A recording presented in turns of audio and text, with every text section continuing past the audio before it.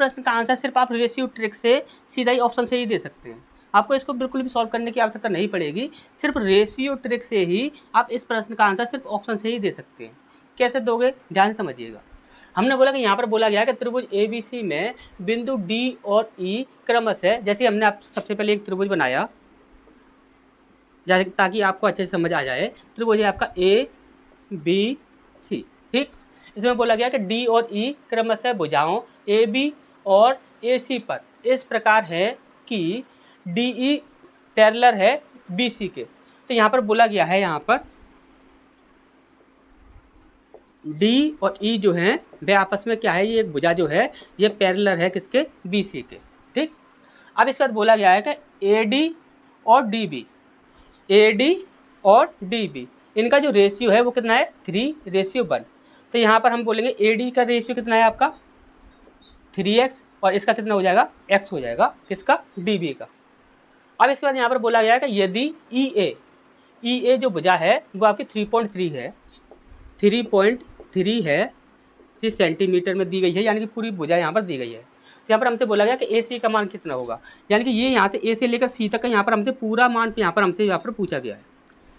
अब हम आपको एक रेशियो वाली शॉर्ट ट्रिक बता रहे हैं, उसे आप ध्यान से समझ लीजिएगा, जैसे कि आपको पूरे प्रमेय लगाकर इसे पूरा सॉल्व नहीं करना पड़ेगा, डायरेक्ट ही आप इस प्रकार से सॉल्व कर सकते हैं। पूरा तरीका हम आपको बता देंगे क्या करना क्या नहीं करना है।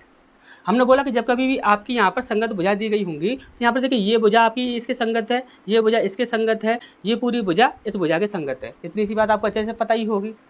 अब यहाँ पर ध्यान से रखिए, ध्यान समझिएगा, यहाँ पर इसका रेशियो कितना है, 3 है, इसकी भुजा संगत कौन सी है, ये है।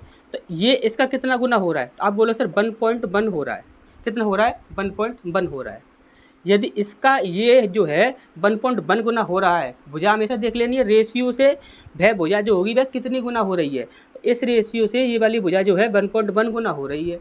हमने बोला भाई यदि 1.1 गुना हो रही है तो हमसे पूछा क्या गया है, ये पूरी भुजा पूछी गई है। तो हमने बोला कि ये पूरी भुजा का रेशियो कितना है, तो आप बोलो सर 3x और x कितना हो जाएगा, 4x हो जाएगा, 4x हो जाएगा।